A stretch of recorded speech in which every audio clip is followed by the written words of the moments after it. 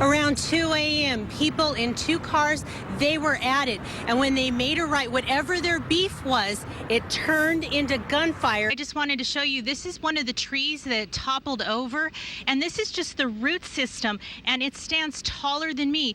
Take a look at all these roots. And I just wanted to tell you just how powerful this storm was. Marie, here's just a couple of my favorite statues. This one is from the Revolutionary War. Take a look at this statue of a soldier. The detail to his uniform, the gun. I love the hat. And over here, this is a Mohican Native American soldier. He was also part of the Revolutionary War. And I just wanted to tell you, the company that delivered these statues were telling me what a very emotional ride. People were cheering, honking their horns, a very patriotic parade-like ride to the Grant Sawyer building. There are new things that people will have to contend with on Lake Mead this year. Some good, some bad. If you want weather conditions, you're in luck. But be extra careful with the low lake level. Water on top, and maybe the car is heavy. A frightening experience for a local mom driving her kids when her car slammed into a sinkhole. Only I think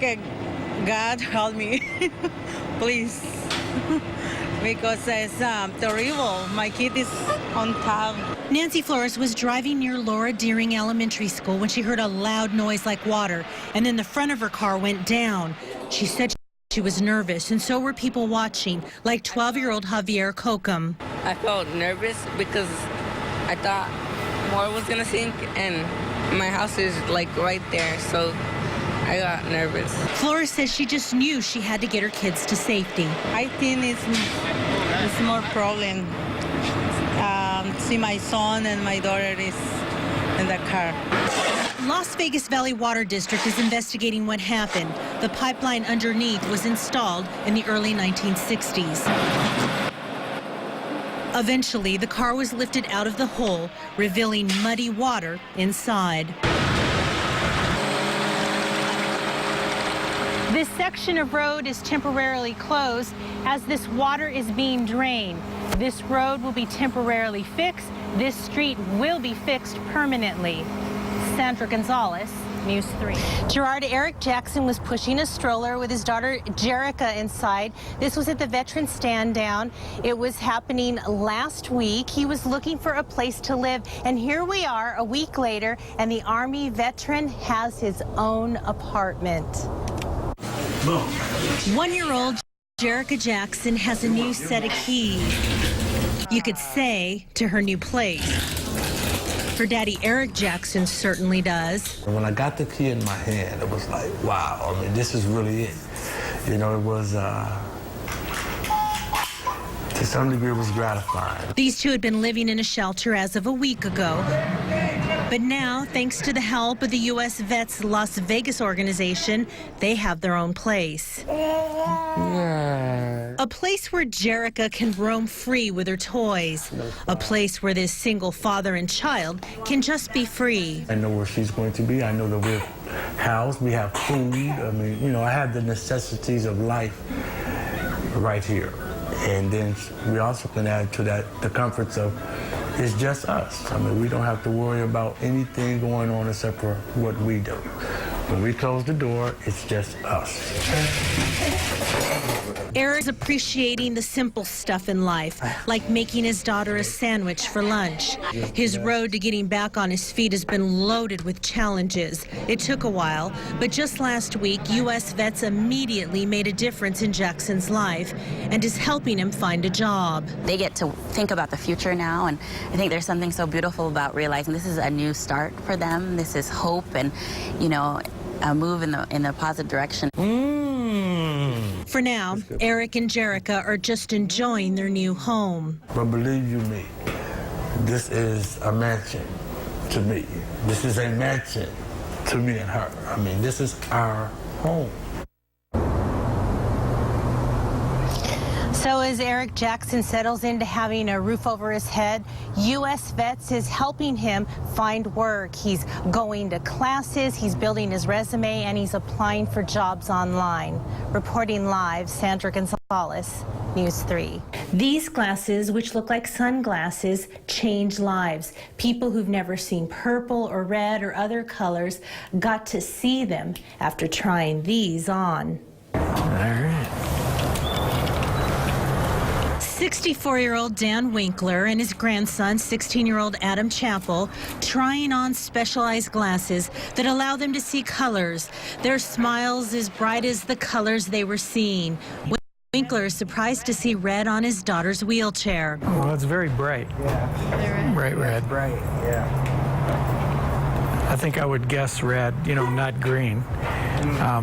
It would be... I just don't know what the colors are. One of the first things the pastor of Casa de Luz wants to see is a picture of a rainbow. It's pretty amazing. Yeah, it is. Yeah, I want to see the real thing too, but without them, truly, this is just two colors. Thanks to technology, lenses from Enchroma have filtered out certain light, allowing those who are colorblind to be able to see increased rays of color. Dr. Wes Jordan of Optical Gallery Summerlin says it's much more than glasses. Quality of life. I mean, little things that we take for granted, such as driving with the traffic signal and growing up as a kid being taught, you know, this is red, this is green, but they don't see red and green and blue as the same as we do here. This is opening up a bunch of new things for Winkler and his grandson. There's a ball that was just vivid, just wow. With the sun shining on that ball, oh my gosh, that was crazy. The future is looking bright as this technology is growing in popularity. This store is even attracting customers from out of the country. Sandra Gonzalez, News 3.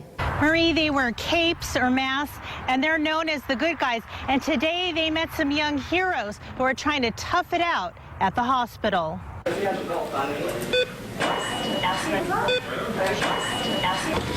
It looks like an ordinary day on the children's floor at St. Rose Dominican Siena campus.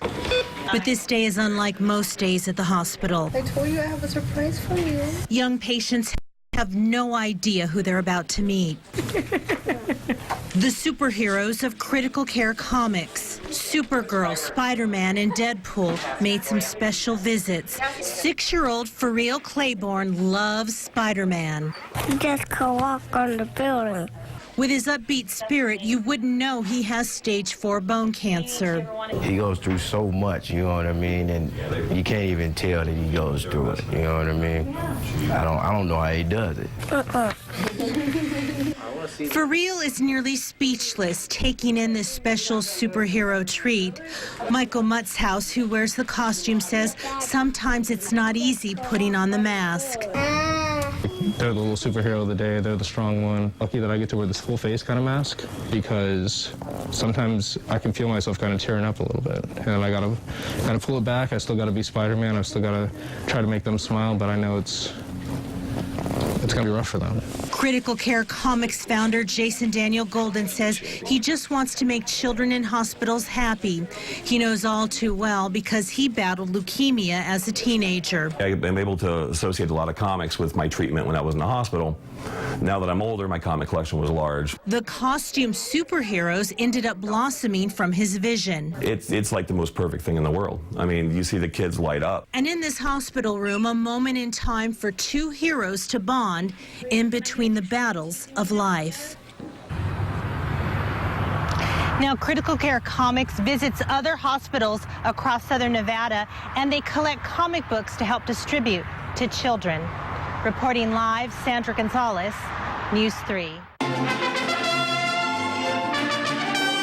This is Mariachi Oro. These 19 young musicians have been working hard all year, perfecting their craft. For band leader and violinist Wendy Renteria, mariachi music moves her soul. It's a feeling that I haven't felt with anything before because it's what I love to do, and it's what I've learned how to do best. Last year, their teacher and mentor, Robert Lopez, planted the idea to go on a trip to perform somewhere no mariachi group from the Clark County School District had ever gone. Washington, D.C. was brought up. They kind of really got excited about it because they came to the realization that they would be the first mariachi from Clark County School District and from Rancho High School to be performing at our nation's capital. And they'll also be performing at the Lincoln Memorial and FDR Memorial. These locations arranged through the offices of Senator Dean Heller and Congressman Crescent Hardy. It's a great opportunity because since there is no mariachi groups or it's not a big thing there, like what better to take it there and show the people of Washington how it is and how we are. Mariachi Oro started an enormous fundraising effort, performing at birthday parties and weddings, even selling chocolate bars. And they've had to keep their grades up, a 3.0 or better. This caught the attention of the Wynn Foundation and the Latin Chamber of Commerce. They donated the final $14,000, bringing the total to $35,000. Mark Salisbury of Wynn Las Vegas was proud to help. This is what gets you through. I just hope the people see our hard work and how hard we practice and how serious we take it. Sandra Gonzalez, News 3.